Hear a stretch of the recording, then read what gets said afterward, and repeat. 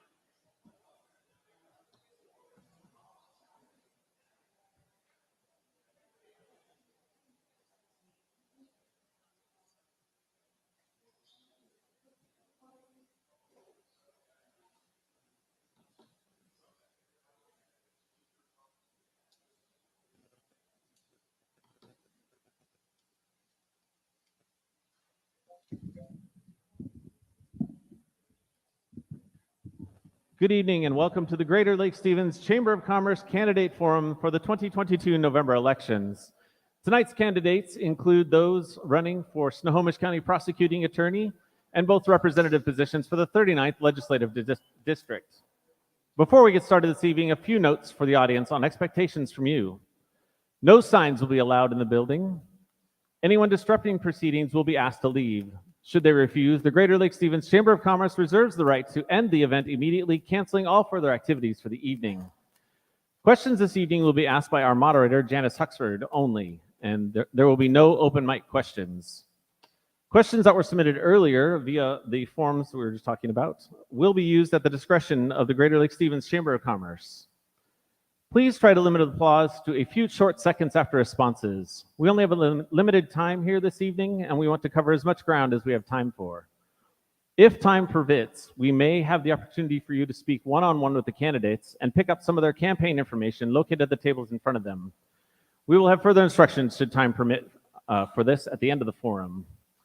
Also at the end of the forum, we'll have cookies and water available at the back of the room. Our questions this evening have been collated by the Chamber of Commerce Advocacy Committee, specifically Janice Huxford and Christine Egelstad. We appreciate their hard work to aggregate and come up with questions for tonight's community candidate forum. We ask you to please be respectful of these candidates vying for public office. Cheer for those you support, sit quietly for the other ones you don't, listen to all sides, and then make your choice. One note about our candidates this evening. Earlier today, Jessica Wadhams, candidate for representative of the 39th Legislative District Position 2, was stricken ill and is unable to attend. She sends her best regards. Without further ado, I would like to introduce to you our timer for this evening, Christine Egelstad, and our moderator, Janice Huxford.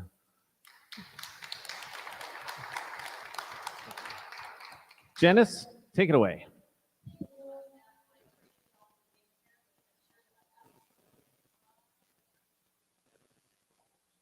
This is going to be a very quick debate this evening.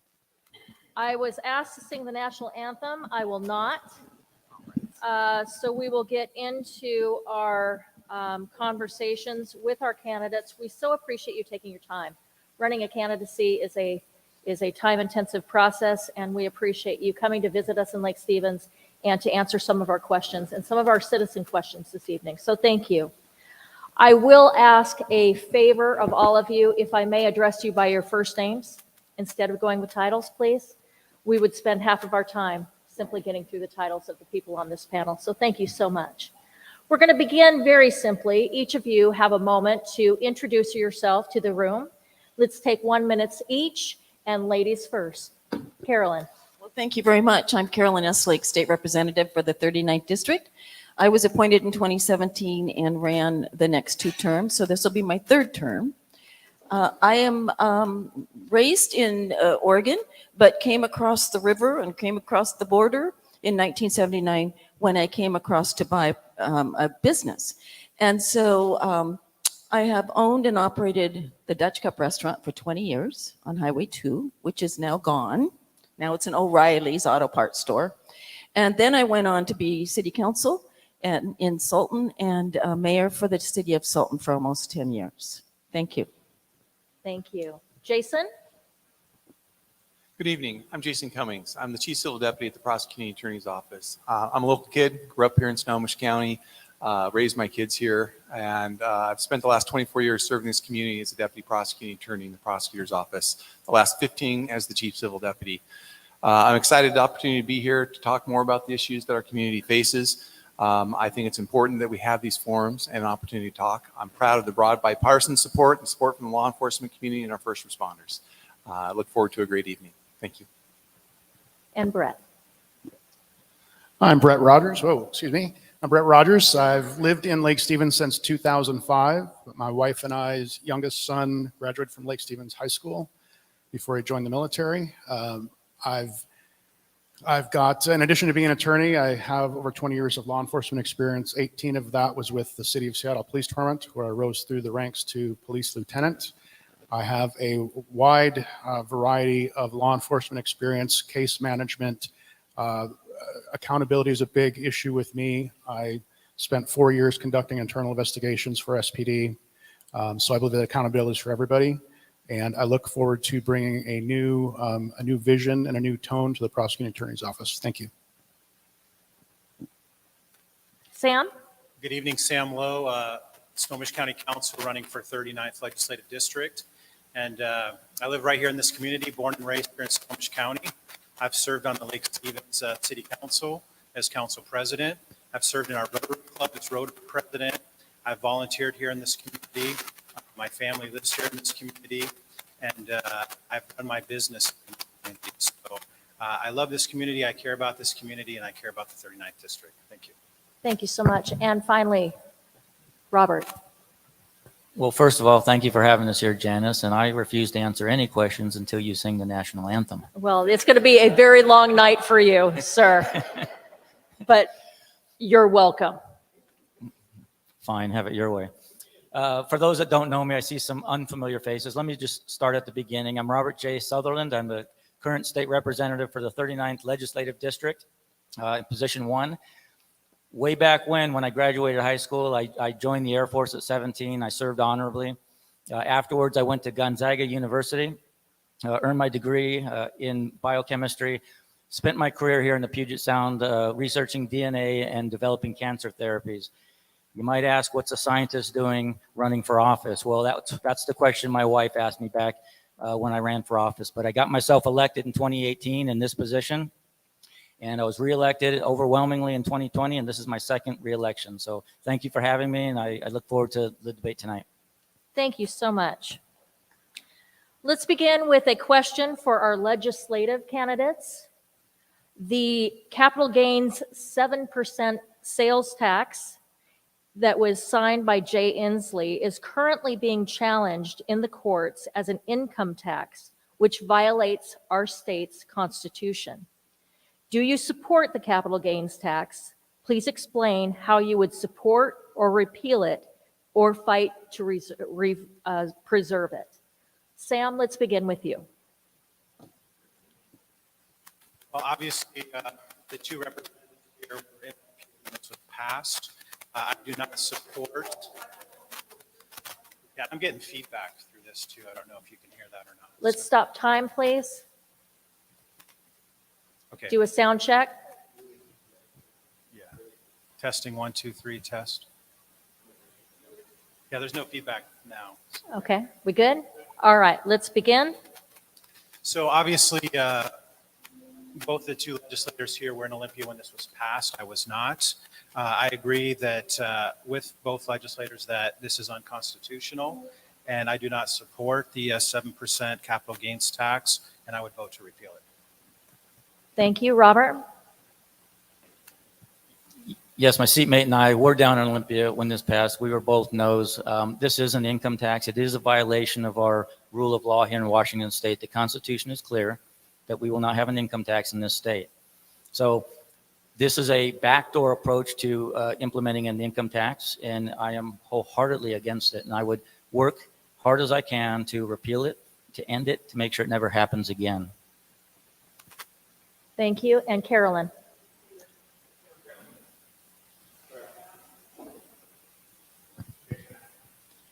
Thank you. Yes, I was down there, and our caucus has 41 Republicans in it, and the other side has 57 Democrats, and there lies the problem, and it passed. And I am totally against it and would do everything in my power to make it reverse. Thank you. Thank you, all of you. We're going to move on to our first question for our prosecuting attorney candidates. We'll begin with you, Brett. People are blatantly walking out of stores without paying for merchandise, without any fear of apprehension or prosecution. Under your leadership, how will this change? Thank you. That's a great question, and I know that that is a major issue. If anybody's gone down to Home Depot recently to try and buy a power tool, they're all locked up now. It's really gotten out of control. A lot of this comes down to there's a number of factors: law enforcement short-staffed, court shut down with COVID, but that's really no excuse. The crime didn't stop during COVID, and neither should the wheels of justice. That really was a missed opportunity to completely shut down the Superior Court. The district court stayed open. How this would change is I'm going to bring a new tone, a new tenor to the prosecuting attorney's office. We're actually going to start enforcing the law. Once we do that and the criminals realize there will be a penalty for breaking the law, hopefully they will either change their ways or they'll be incarcerated. It's simple as that. And it will have a compounding effect. There's a small number of people are responsible for most of the crimes. So if we deal with that small number of people, crime should go down noticeably. Thank you. Thank you.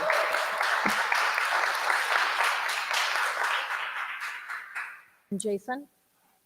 No one went into the prosecuting attorney's office to not enforce the law. In fact, the prosecutor's office works diligently every day to enforce the laws that are upon the books.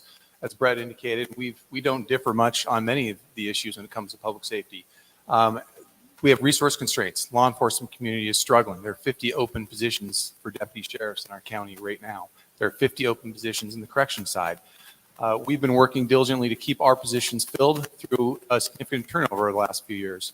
But what's important is the idea of recognizing that we are always going to prioritize violent crime first, crimes against person, homicides, the crimes against children, sex crimes.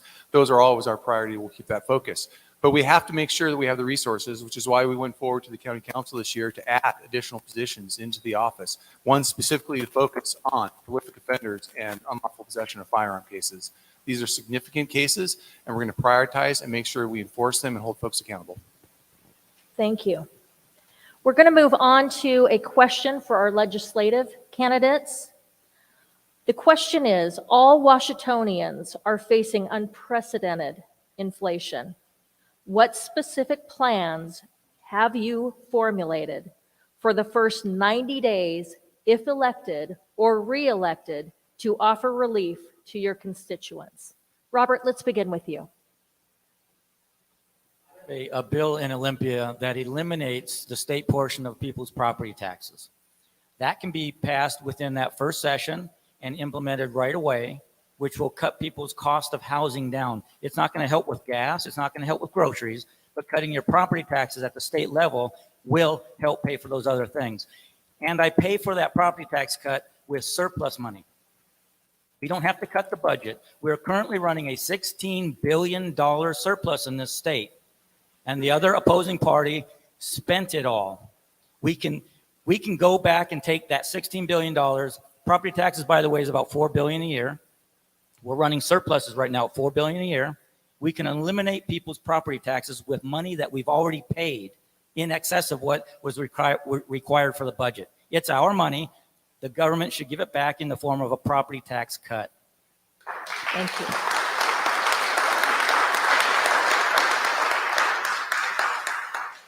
Sam, can we hear your response, please? So first of all, our seniors are really struggling. They're struggling to stay in their homes. And we need to limit property tax on our seniors so that they can stay in their homes. But something I think that would help with everybody right now would be a suspension of the gas tax. The gas tax is slated to go up an additional 50 cents on January 1st on top of the high amount that we have now. And if we did a gas tax holiday, that would help a lot of people. That would help with the cost of goods sold. That would help business owners and businesses. That would help the single moms and seniors that are struggling in their homes. And so I think a suspension of the gas tax is the right thing to do, and use the $15 billion surplus to backfill the transportation projects and some of the other things that need to be filled from that tax. Thank you. Thank you. And Carolyn?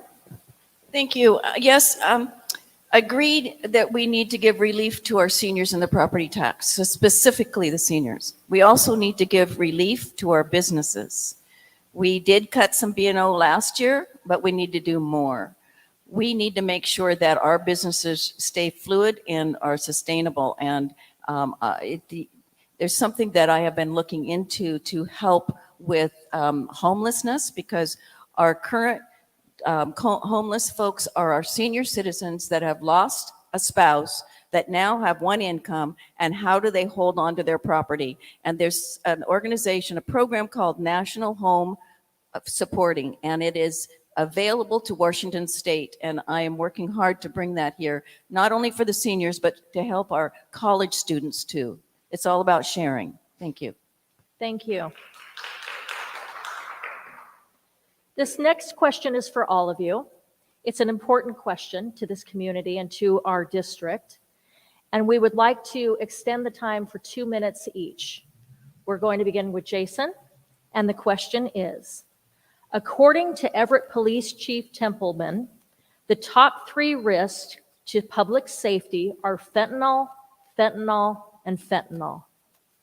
What specific actions have you taken since your appointment, or will you take if elected or re-elected, to address this public safety concern? 2 minutes each.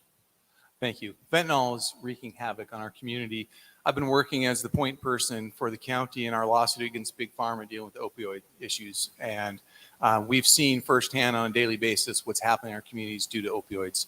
When my wife and I take our daily walks, it's appalling to walk down Colby Avenue in downtown Everett in the middle of the day and see people shooting up on the sidewalk. Law enforcement's lost their ability via the Blake decision to take the actions that they need necessary. So when we look at the way that fentanyl is now flooding our market, and even worse, if you look at the rainbow fentanyl, I mean, they're targeting our children with some of the most toxic drugs out there. We have to take this seriously. We have to make sure that we have the resources and the ability to enforce. Several years ago, I was actually working with the Snohomish Regional Drug Task Force, where we were working on forfeitures and also advising on other issues for our task force. In fact, we just saw a great bust that they had just recently. We need to make sure that we have the resources, but that's not the only aspect. We need to work with our legislators. So with Carolyn, with Sam or Robert on the other side, with the importance of identifying how can we go back, revisit the Blake decision, and have that enforceability option. Those are critical options. The compassion that folks want to suggest is out there by allowing people to wander the streets without any accountability is not compassion whatsoever. The folks that we see on our daily walks, on our street corners, it's not compassionate to leave them out there. We need to be able to get folks into services. We need to meet them where they're at, but we have to have a carrot and stick approach. The current situation is untenable. If you want to see an example of where it's failed, we can look south to Oregon, where they legalized. They claim that we put hundreds of millions of dollars in resources. Well, for all those folks who are being offered an opportunity, less than 1% are taking that opportunity because there is no stick to go with that carrot. And as a result, we've seen an increase in overdoses and an increase in crime. So fentanyl is a terrible thing that's wreaking havoc in our community. Thank you. Brett, we'll move to you, and then Carolyn, you're up next. We need to start by, as I said before, setting a new tone and tenor. Let the public, let the criminal element know that there's going to be a new prosecutor in town. We're going to take a much firmer stance against fentanyl and all other crime. I'm a little bit disappointed in our county, to be honest with you. They decided to sue Big Pharma over the opioid epidemic a few years ago, but they're not showing that same level of interest in the current fentanyl issue. Seems to me they're going after deep pockets, but not really doing too much with regard to crime on the streets and families losing loved ones to fentanyl overdoses. I'm also a bit disappointed that even with Blake, we cannot blame everything on Blake. Even with the Blake decision, more can be done. Currently, there's not enough time to give you all the examples I have. I've seen tons and tons of people arrested with fentanyl and stolen firearms and lots of cash on them, all while committing other crimes. And they say, well, because of Blake, we can't do too much. Or they set bail at $5,000 and the person gets back out on the street to continue to deal drugs. If these people are committing other crimes and fentanyl and the simple possession is not an avenue, let's focus on these other crimes. Let's focus on these felons with stolen firearms. Let's focus on these people burglarizing people's homes. These people are part of the problem. Fairly recently, there was a middle tier, I guess, drug dealer that was arrested with over $500,000 in cash in their possession and narcotics. That person, I don't want to misspeak, but that person's bail was set ridiculously low. They had access to $500,000 in cash. They had no problem posting that bail. And this is a high-level offender. This is outside the Blake decision. This is manufacturing and distributing. We're not doing enough at the prosecution level that we can be doing, even with the Blake decision.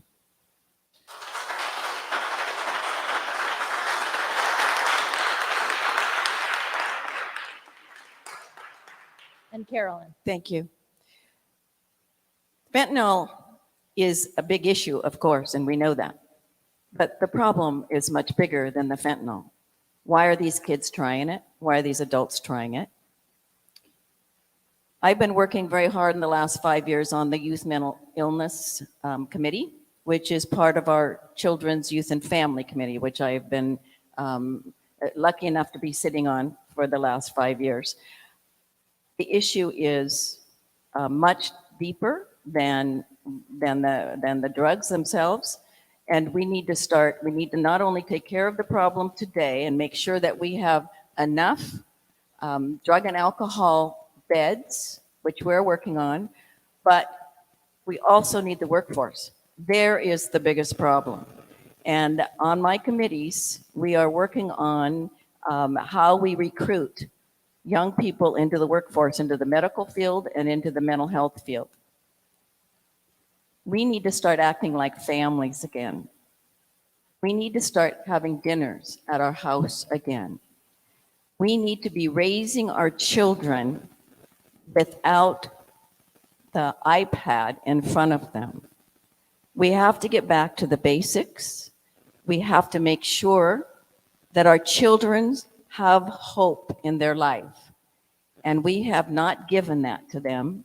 And we are the guilty ones. The last 20 years, we have been guilty of not allowing our children the education that they need and that they want, and teaching them what integrity is about, what follow through is about, and then giving them the awards that they can deserve.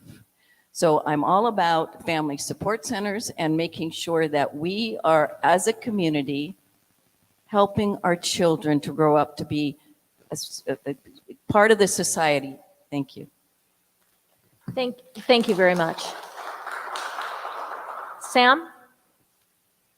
So when I took office in 2016, the big deal with opioids and oxy, and it's true, we did sue Big Pharma. We took a bold approach as a county and went after Big Pharma. And yes, we did win $18 million, and that money is going to start coming back to our county soon. This story is very personal to me. My close friend Jeff, who I grew up with, he just recently moved back to the district last year, and he told me, Sam, I'm excited I get to vote for you for the first time. And 3 days before the election, he died after taking a pill laced with fentanyl. And every day I think about that, and I think about the effect that that's had on his family. And we definitely need to tackle this. The Blake decision, I think, has made it worse. It's basically legalized drugs all across the state. I think the way to fix it is, first of all, we need to support our sheriff, and we need to support our deputies. They need the tools to do the job. And just this week, we gave our deputies a 14% raise so that we could try to retain and keep the ones we have and help those who are coming to fill those empty 50 positions that we have. We need the carrot and stick approach where that's what's missing now. Before, when our deputies would approach people on the street, they had the opportunity to get treatment and get help or face the consequences. And those consequences have been taken away by the legislature. Well, first of all, by the Supreme Court, given back by the legislature. And so we need to have that carrot and stick approach begin. We need to fix the Blake decision. And when I go to Olympia, that's what I'm going to do. Thank you. And Robert? This is a problem that is largely caused from politicians with their agendas. We have our southern border wide open. We have fentanyl flowing across the borders, and our government, our elected officials, care nothing about your children or mine. They have their political agenda for opening the border, and that's causing the problem that we see. So we're stuck with the problem here in Washington and across the nation. We have to deal with it here. Politicians here legalize hard drugs. Politicians in Washington state are making the problem for you and for me harder and worse, and it's affecting our families. Can I see a show of hands of everyone who has a family member that's been affected by this problem?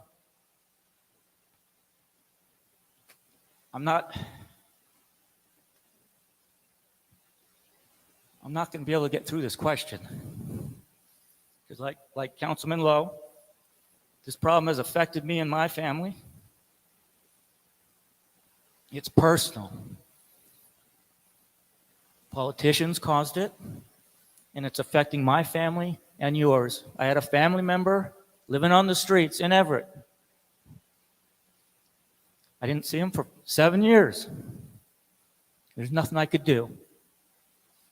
I'm sure many of you have similar situations. It's hard for me to talk about this because I get to hear the nightmares at night of what hell he went through during this time.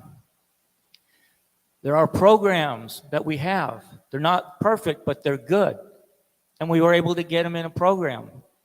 He's been clean and sober for almost 3 years. He's in college and he's learning how to weld.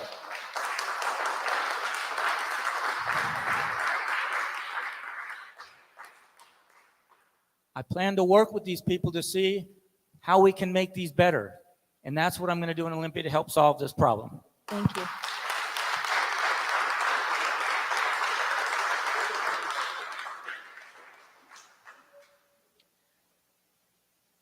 So I gave extra time on that answer because it is, again, one of the sad things that brings a community together. We all have those stories in our families, in our communities, and I wanted to give due diligence to such an important and time-intensive problem.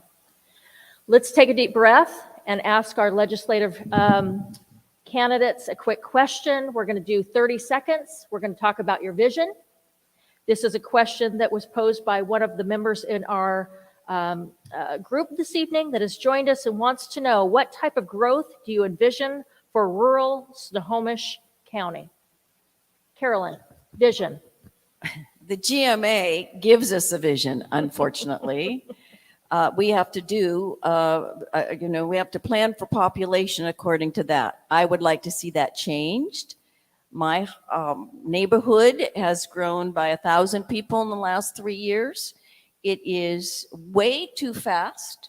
So we need to slow down our growth and make sure that everything is in place as they're building, if they are. Thank you. Thank you. And Robert. I agree. The GMA has been a disaster. Our small communities are being forced by the state and by the county to increase their populations and build housing density areas faster than what the infrastructure in these cities can afford. And now the cities, the small towns are struggling. We have to have X amount of people, but we don't have the infrastructure from it, and the state and the county is not helping out. So we have to revisit that and make sure that we take care of our small communities and let them dictate what's best for them as far as their growth. Thank you, Robert. And Sam?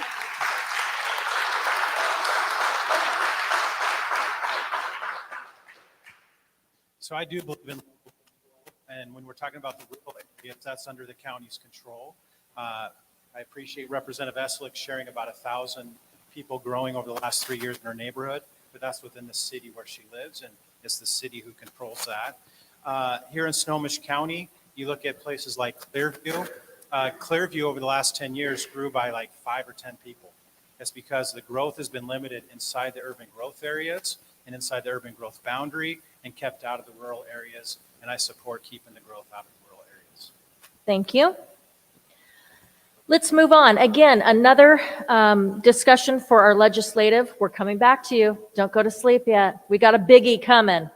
We got a biggie coming. We have a question that we'd like to ask the three of you. Let's begin, Sam, with you, move on, Robert, to you, and then end with Carolyn. The rollout of long-term care insurance in Washington State was a debacle. Postponing this rollout is scheduled for the end of next year at this time.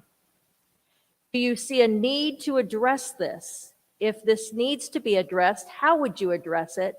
And if you don't feel this needs to be addressed, please explain your answer.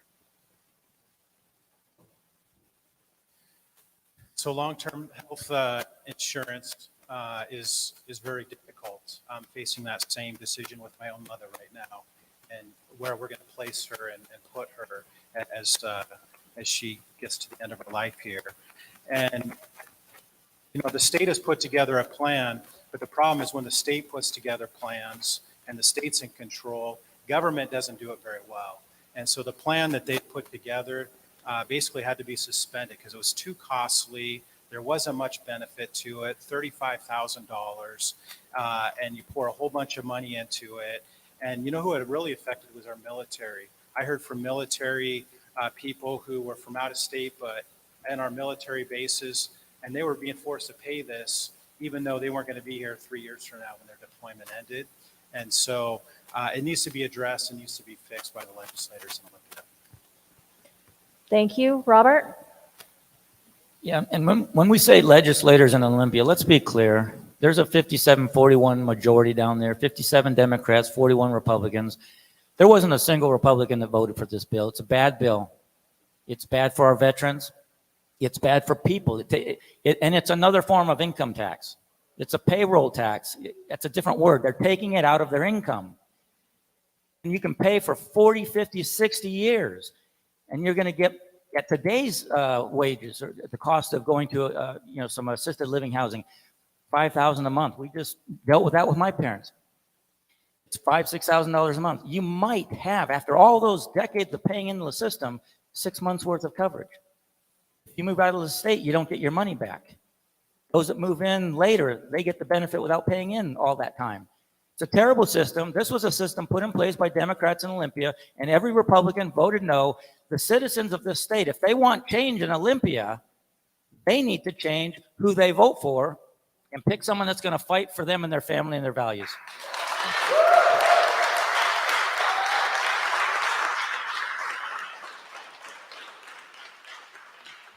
Carolyn? Ditto. There you go. There you go. Thank you.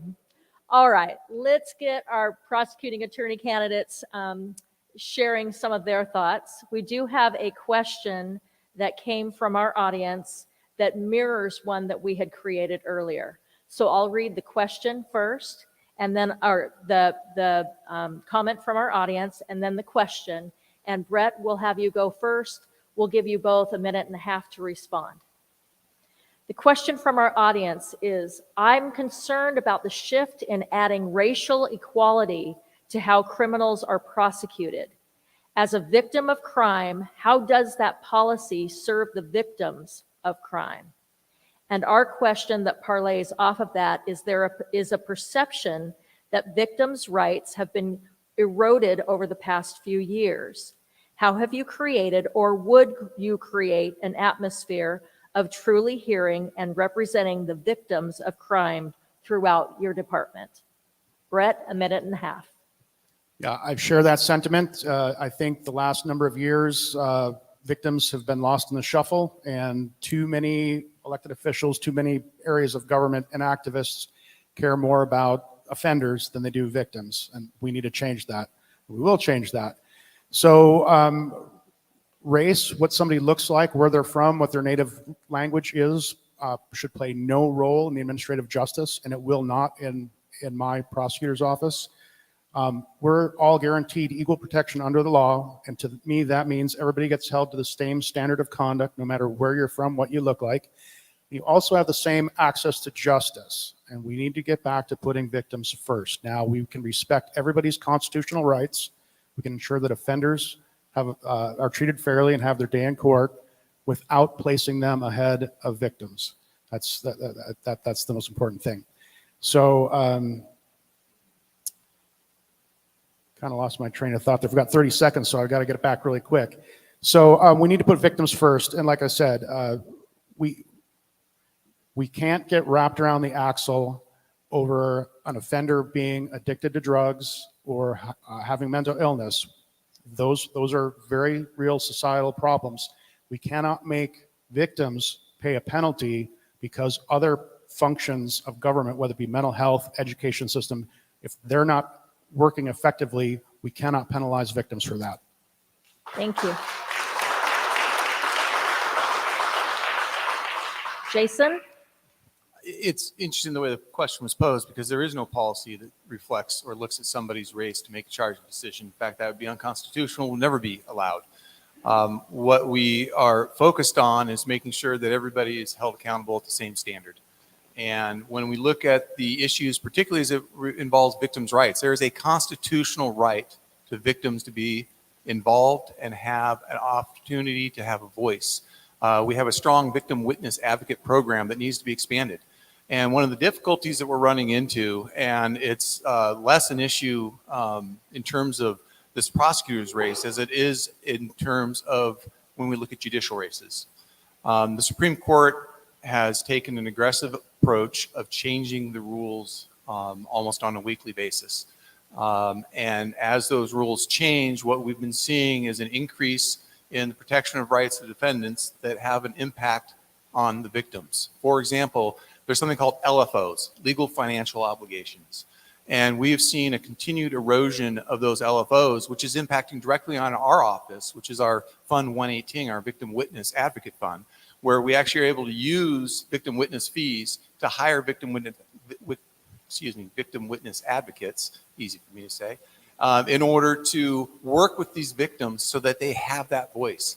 And we need to make sure that we are focused on making sure that we have judicial resources that are supporting victims' rights so that we as an office can protect those victims. Thank you. Moving on, we are going to have a question that again parlays off of a question from our audience this evening. Thank you so much for submitting your questions. We're trying to incorporate as much as we can. This is going to be a question to our legislative candidates. Let's do Robert, Carolyn, and then Sam on this for a minute and a half each. It regards our small business community, something that is near and dear to my heart and to our timers' heart. Christine Egelstad is the owner of Lake Stevens Ace Hardware. My husband and I own Snohomish Valley Roofing here in Lake Stevens, and we are asking the same questions as our friend Heidi. What steps are being taken now and in the future to protect small business?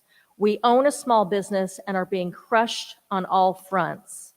And we would add that business leaders in Snohomish County have faced unparalleled hurdles in the last 36 months. Small businesses support and contribute to many nonprofit organizations and businesses, where many of those nonprofit organizations have lobbyists working on their behalf in Olympia. We do not.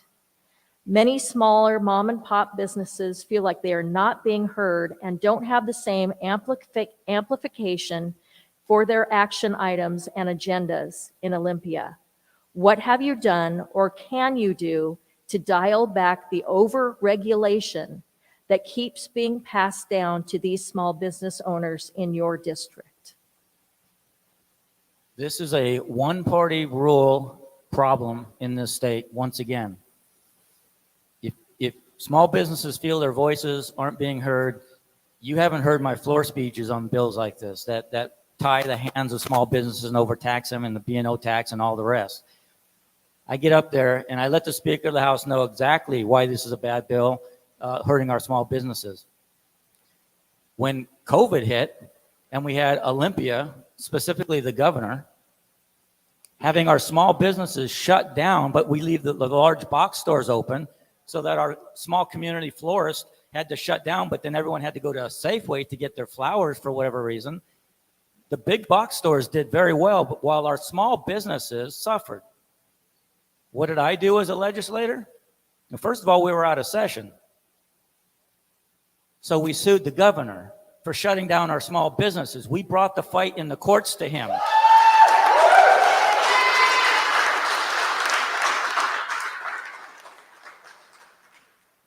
It's a one-party rule problem. Voters need to consider who they vote for. Let's change the majority in Olympia, and we will start reducing the taxation on our small businesses so that they can thrive once again. They are the backbone of our communities.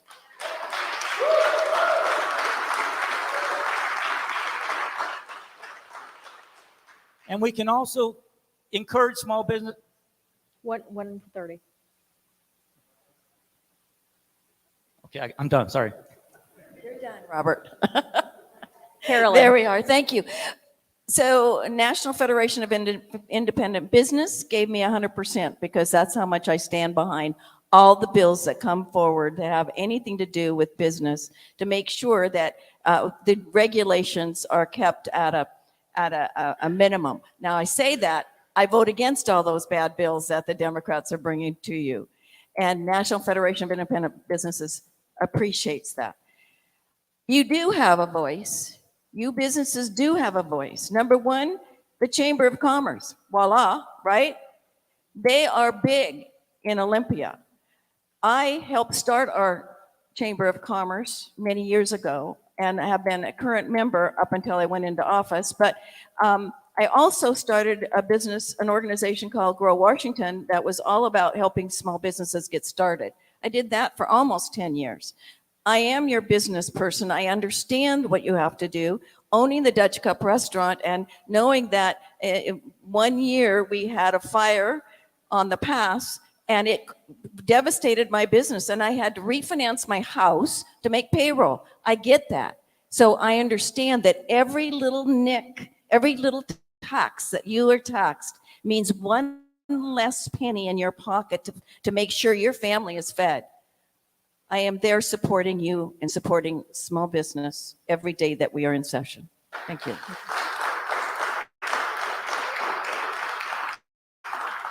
And Sam? Having run a small business in this community, I understand business owners, I understand small businesses. And early on during the COVID outbreak, the governor came out with his 2 weeks on the curve. And since that has turned into 3 years. And that needs to end. It should have ended 2 years and more than 2 years ago. But at the health district, we were faced with the opportunity to go after businesses. And they put a vote in front of us at the health district to go after businesses who were not complying. And I voted against that. I was one of 4 who stood against that. I lost that vote 11-4 to give the health officer the ability to go after businesses during COVID. But on the county council level, we were given tens of millions of dollars of CARES Act funding and ARPA funding, and that money was going to go somewhere. I think a lot of us would like to ship it right back to the federal government because it's our tax dollars and our grandkids' tax dollars. But we had that money, it was going to get spent, and I worked hard to make sure our small businesses got tens of millions of those dollars. I went to small businesses here in this community, and I knocked on their door and I said, we have some money available for grant funding. What the governor's doing to you is unfair. It's not right. It's unconstitutional, but we do have this money available. And so I worked hard to make sure that our small businesses got money to help them during this unfair attack on their small businesses. Thank you. So we are at 6:45, folks. We are going to do something a little bit different this evening so that we can get you engaged in your own questions. We are going to ask each of you to ask your opponent a question and then have your opponent answer back. So if you would give some thought into the question that you would like to ask your opponent, you will have up to a minute to ask a question, and then your opponent will have a minute to answer that question. Carolyn, because you stand alone, we are going to give you the opportunity to take a minute to answer the question that you wish that you might be asked. Otherwise, I can come up with a series of things that I would like to ask you. My first question of you, and then you can answer your own question. And we'll just go right down. So Jason, be ready to ask Brett a question next. What committees do you sit on currently in Olympia? I'm so glad you asked. I sit on the Transportation Committee, the Capital Budget Committee, which is a wonderful committee to bring home the bacon, so to speak, right? We brought home $39 million last year to 39th District. So look what you've got to look forward to. Also, Children, Family, and Youth is my third committee, but during the years, they throw new committees at you. And one of them that has been very disturbing for me, and this would be the question that I would ask Jessica, is I'm on the Criminal Justice Task Force. This was put together 3 years ago to reevaluate the sentencing grid for the prisons, for the criminals. And they are presenting a 30% decrease in sentencing except for the violent crimes. And my question to Jessica would be, do you support that? And my answer is absolutely not. I will go to my grave saying absolutely not. In the climate that we are living in today, to lower the sentencing would be a crime on us. Thank you. Thank you. So again, Jason, you have up to a minute to ask a question. Brett, you have up to a minute to answer, and then we'll change places. Thank you. Pardon me wants to say, Brett and I have been asking each other questions for, I don't know, how many months now? So it's almost like we have to get really creative to figure out what are we going to ask this time. But the question I would have for Brett, and this is an important question for us all to have to deal with. The law and justice system in Snohomish County takes up 75% of the general fund, just over 75%. But it's a constant struggle. Our county council has held the line for many years on not raising property taxes, and not looking at different tax bases to allow us to increase the growth in the law and justice side, to hire deputies, to hire deputy prosecuting attorneys, and to feed the law and justice system. So my question for Brett is, in light of these limited resources that we have and the statements you've made that we're going to go and prosecute these lower level crimes, which violent crimes or high level crimes are you going to no longer be able to pay the attention to, which we currently prioritize? Well, we're going to continue prioritizing high-level violent crimes. That's going to be our main focus. We're going to focus on both the most violent, but then also the most prolific offenders. And some of those most prolific offenders trickle down into some of those second-tier crimes. The fairly newly elected Seattle City Attorney Ann Davison implemented a high utilizer program. She identified the 118 most prolific offenders, and they decided to focus on those people. I looked into that, and about 14% of that 118 have had criminal cases here in Snohomish County. I think that number is probably actually higher because those are just people that have been charged. We don't know how many people were arrested but not charged, or how many people weren't committed a crime and didn't get arrested. So one of the things we're going to do is we're going to take I'd like to take a regional approach, work with regional prosecutors and city attorneys to, again, identify these high utilizers and focus on them, because if we reduce crime here, we can reduce crime in Seattle and vice versa. Thank you. And now, Brett, what would you care to ask Jason?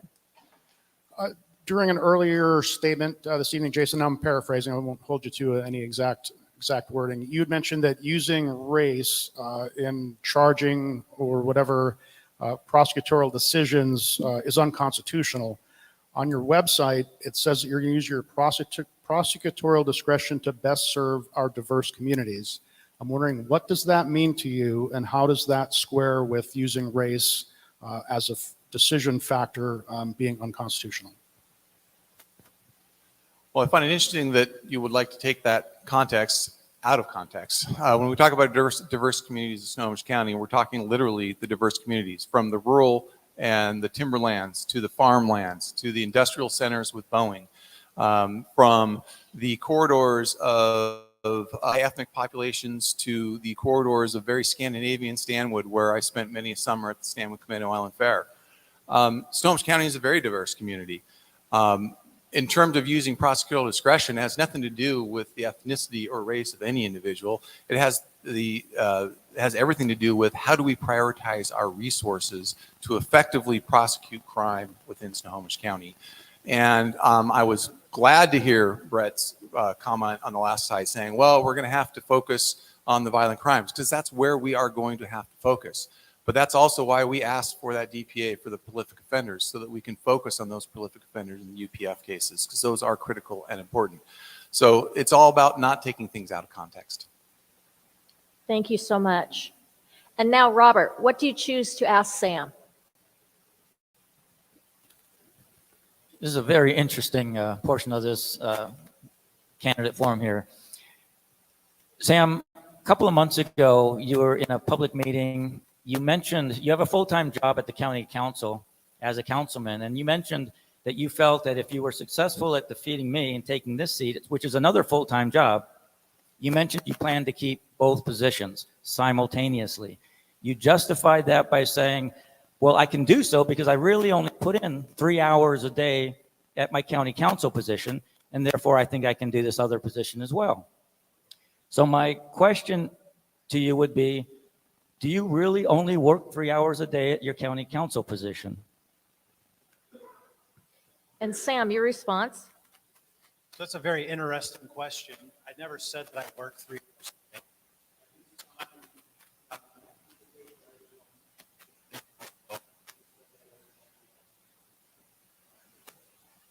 So, do 90 divided by 30. I work very hard.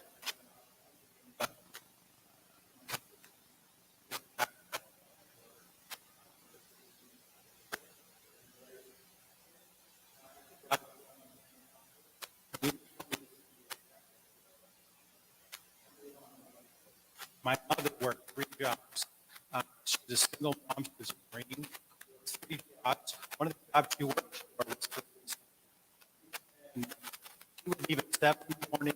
She would be back at night every week. And if my mom worked 2 jobs, I'm sure I can handle it. Excuse me. If my mom worked 3 jobs, I'm sure I can handle 2. Thank you. Thank you, Sam. And now taking a breath and reversing the question, what would you choose to ask Robert? You know, I don't have a lot of problems with my opponent, Robert. I think we agree on a lot of issues, and I think it's more style that we disagree on sometimes in our approach on things. But we are a nation of rules and laws. And, you know, having worked on the county elections board, there's fraud in every election. I mean, we see people who commit fraud in elections. It's there in every election. I believe there's fraud.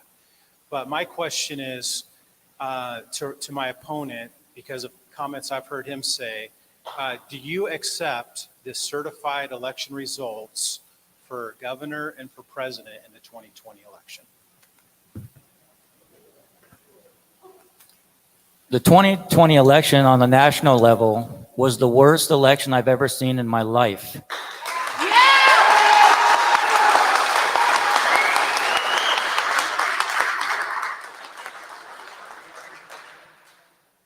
At the state level, I can't answer for every county because I'm not in every county, but I can answer Snohomish County because this is where I live.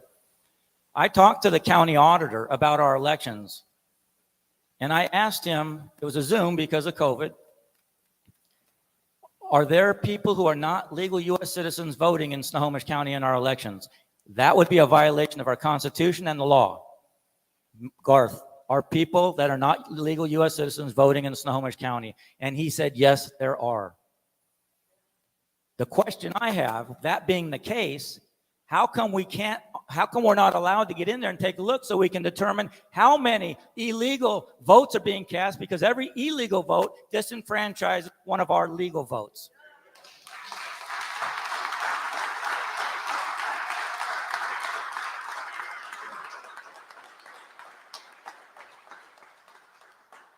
Thank you, candidates, for being willing to take that ride with me.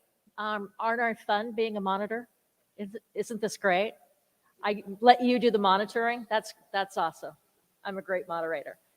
I'm going to go back to an issue that is important to every single person in this district. It's going to be an issue for our legislative candidates, and it revolves around transportation. Every one of you listed transportation as being an issue that you choose to tackle if elected or re-elected. So the question today before you, we'll begin with Sam. We'll have a minute and a half on each. We'll go Sam, Carolyn, and then Robert. Transportation issues were mentioned in all of your statements. What have you done to address this in the legislature, or do you plan on proposing if elected? Well, again, it goes back to experience and effective leadership. When I took office in 2016, I worked in the committees that were given to me at the county level, and I worked my way into now being chair of the Public Works Committee for Snohomish County. Through that, I also worked at the state level, and through that, I became chair of the State Transportation Improvement Board. And this year, we gave out the largest amount to cities and counties in that we get at least the last 20 years, $122 million. And that's for projects in our cities like 20th Street widening and some of the other local projects that we have. I'm also a traffic safety commissioner, working with Target Zero and making our highways safer. And we've seen about 600 people die a year on our highways. So I'm actively working at the state level from a county council perspective. And when I go to Olympia, I want to work on the traffic transportation committee, excuse me. I want to work with the transportation committee, and I want to make sure that the trestle doesn't get a toll. I want to make sure that we finish the widening on Highway 9 that needs to be done. And I believe I can be the most effective person in Olympia to do that. Thank you. We'll move to Carolyn, Robert, only because I said that earlier. So she's all primed and ready to go. We don't want to deny her this opportunity. Carolyn? Thank you. I've been on the Transportation Committee in Olympia for the last 5 years. And last year was the first year that we were not ever included in the budget, ever. We didn't even know what was going on because we were Zooming, right? 2 years of Zooming. It was the Democrats that went to Seattle and up and down I-5 to visit projects that they wanted in that corridor. And so they presented that budget to us, $17 billion. And of course, we did not vote for it. And interesting, when I went into the business of state representative, I heard from other representatives several times that, you know, you never got anything in your district because you guys would never vote for the transportation budget. And I have learned why. You can't go along with the injustice of how that was handled last year. They are going to take $57 million out of our general fund every year and $57 million every year out of the Public Works Fund for these projects that I cannot support. They gave us some money for the trestle. Thank you. Sorry, I have to stop. I got more to say, though.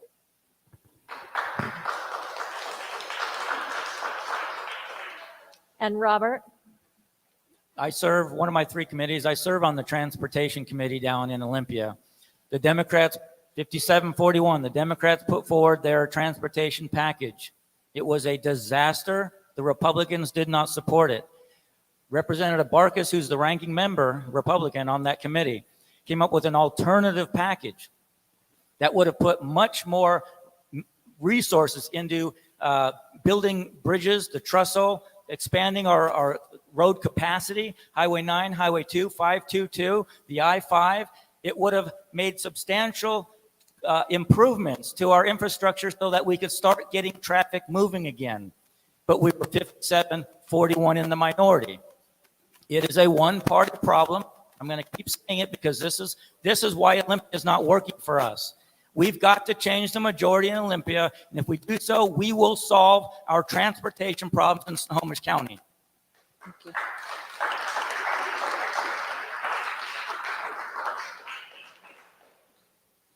Candidates, we are at 7 o'clock, and I want to be respectful of your time as well as for the time here. I have one more question for our legislative district folks, and then I'm going to ask each of you to do a closing argument. We're going to wrap up and allow you time to meet the people that have joined us in the room. Please know that this is also being Zoomed online and will be uploaded by the chamber to YouTube. So work with Matt, if you will, to make sure that you get access to that. The last question is, as business owners, we find a hard time in hiring employees, especially young employees. What is being done in Olympia, or what can be done by you if elected or re-elected, to foster employment of our youth? Since we cut you off so abruptly, and you're jumping out of your chair, Carolyn, please, if you would take this, and then we'll go to Sam and Robert. Thank you.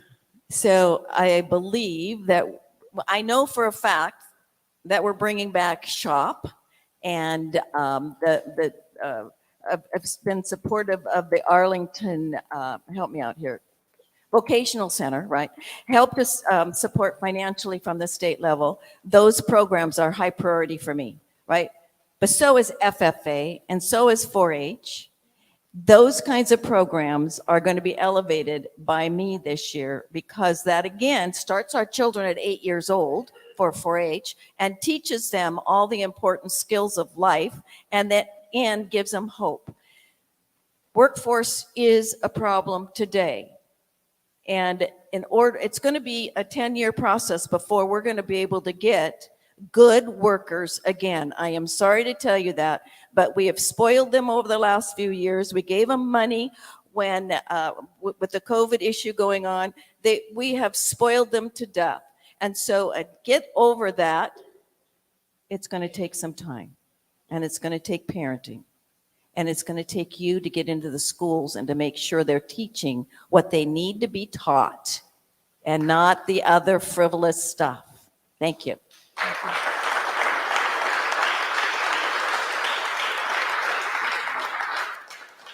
Sam?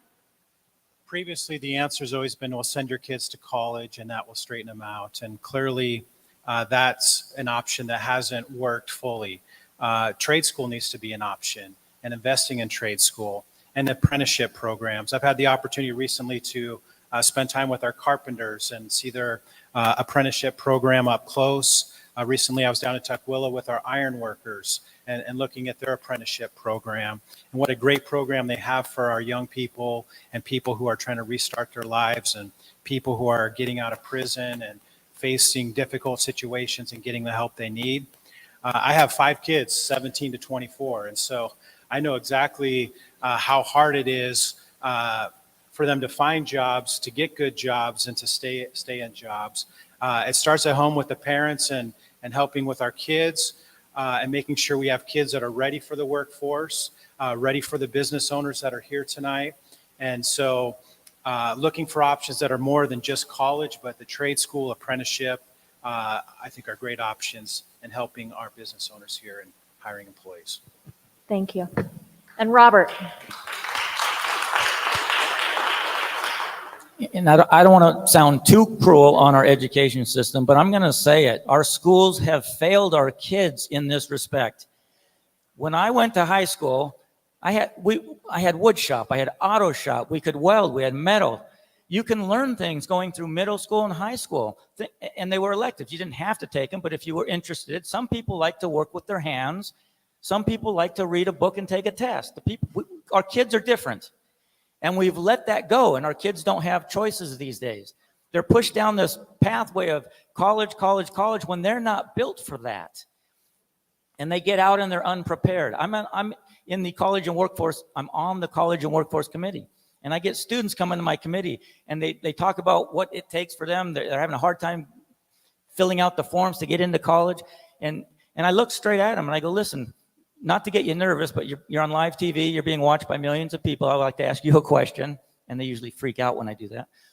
But I ask them, do you feel your school has adequately prepared you to transfer from high school to college, or from high school into an apprenticeship? I've never got a positive answer. It's always no. We have to do a better job at our schools in preparing our kids to transition. And that includes having apprentices and workshops that I fully supported in Snohomish County. I was there for the ribbon cutting. We have to give our kids more options, and some of that require employees working with your hands to build and fix things. Kids like that. I did. That's what we have to do more of, and that's what I'm going to do when I'm down in Olympia. Thank you.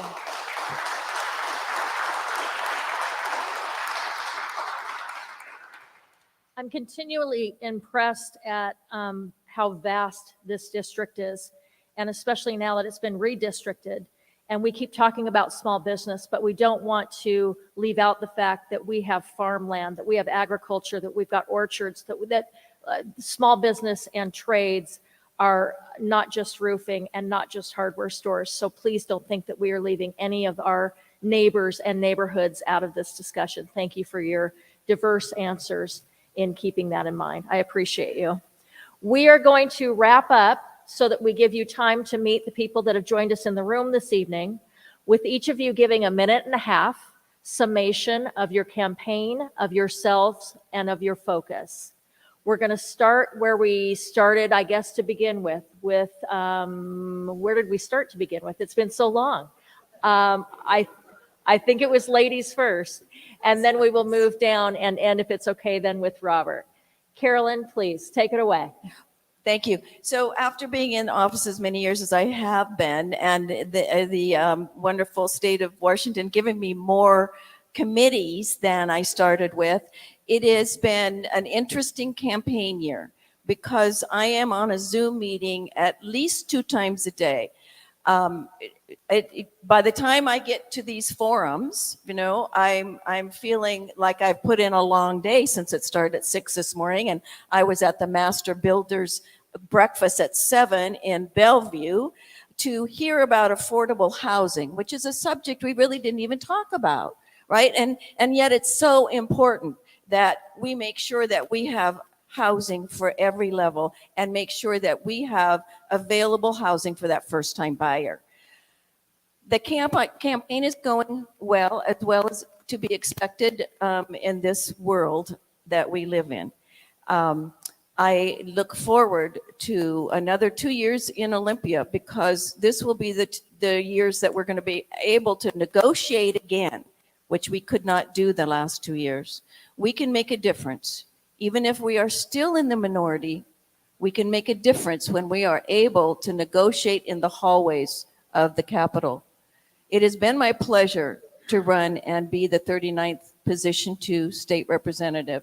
And I hope that I am elected again because it is my calling and it's where I need to be. Thank you.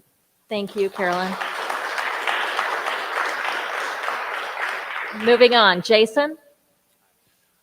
Thank you to the chamber for hosting this forum. Thank you to Brett. Brett and I have been at this. We were just talking beforehand. We're like, holy cow, this has been almost a year since we got going. I think we feel like it's, do we remember what it's like not to be running? But it's been a good and spirited campaign. We've talked about important issues. Tonight has been a great night of good questions and conversations about the issues that are affecting our community, particularly with public safety. And I guess I'll throw a question back to you all, seeing how you've been able to ask questions of us all evening. And my question would be is, do you believe that law enforcement has the right idea and knows what they need for public safety in our community? And with that being the case, look at the qualifications of the candidates and look at who law enforcement is supporting. I've been endorsed by the Deputy Sheriff's Association, the Everett Police Officers Association, the Linwood Police Guild, the Washington Council of Police and Sheriffs. Why? Because they understand how important experience is. They understand that I've really done one thing as a career as a lawyer, and that is be in the prosecutor's office. And I've been serving this community for over 2 decades. It's been my honor to serve this community. It's been my honor to work with people across the aisle, broad bipartisan support, to get the job done. Politics should never come into the prosecuting attorney's office because we have a job to do that should never look political. It's a job that's based on the facts and the law. And I look forward to representing you as your next prosecutor. And Brett. 7 months ago, just a couple hundred feet from here, a 30-year-old man was arrested for grooming and attempting to rape a 12-year-old girl. He was arrested, bail was set at $50,000. He posted and is currently out. 7 months later, that person is yet to be charged with a crime. Everett Herald just reported about a rapist that 7 years after he committed his crimes and was identified, it wasn't like they just figured out who he was. 7 years later, he finally goes to trial, was convicted, and was sentenced to 17 and a half years in prison. That's unacceptable. That length of time for both cases is unacceptable. The criminal justice system, including the prosecutor's office, is failing crime victims. It's time for a fresh approach, new blood, and it's time to expect more from your government. Thank you.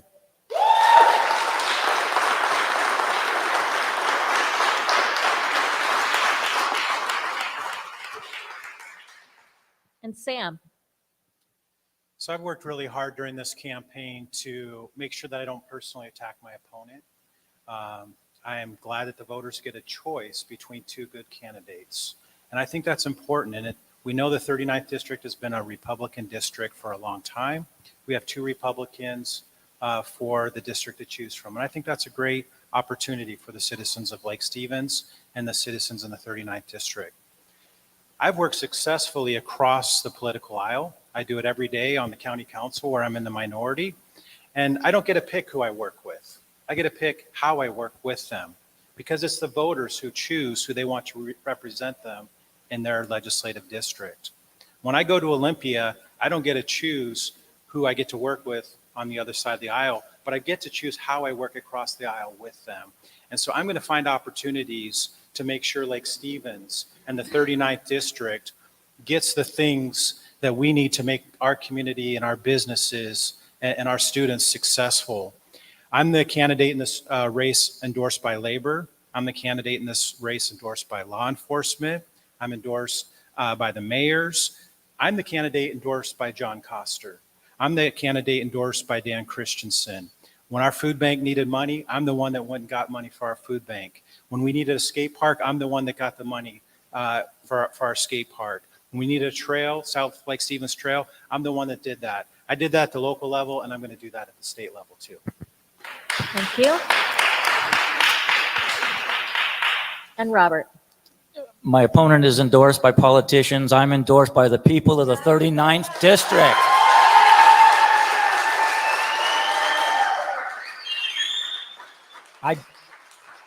I go down to Olympia and I work across the aisle on the Public Safety Committee. Sometimes I was the only Republican voting in favor of Democrat bills. I tell everyone in Olympia, I don't care who you are, if you're working on a good bill or a good idea, you can count on my support. And that's what I give them down there, and they know it. They like me for that. There was a public safety, a law enforcement bill that helped fix a problem from the previous session that helped improve our law enforcement capabilities. I was sponsor of that bill with Roger Goodman, the chairman of the public safety bill.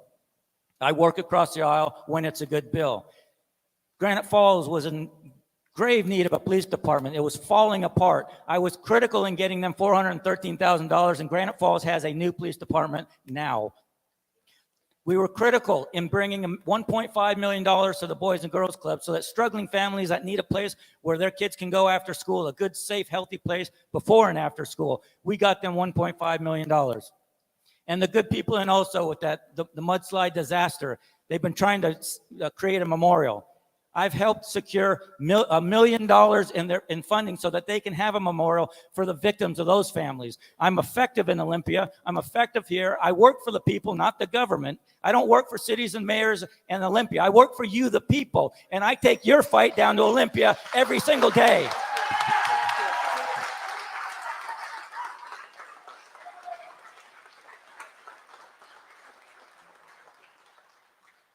I appreciate the candidates all joining us this evening. I hope that this has been a fruitful conversation for you. I know that it has been for me, and I hope that it has been for our audience that came out this evening.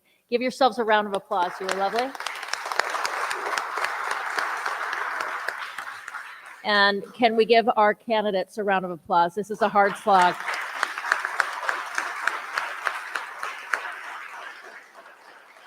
If I may close with this, if every single one of us can get every single person that we know to vote, I don't care who you vote for, vote. If we can do that, then this night has been a success. Thank you so much.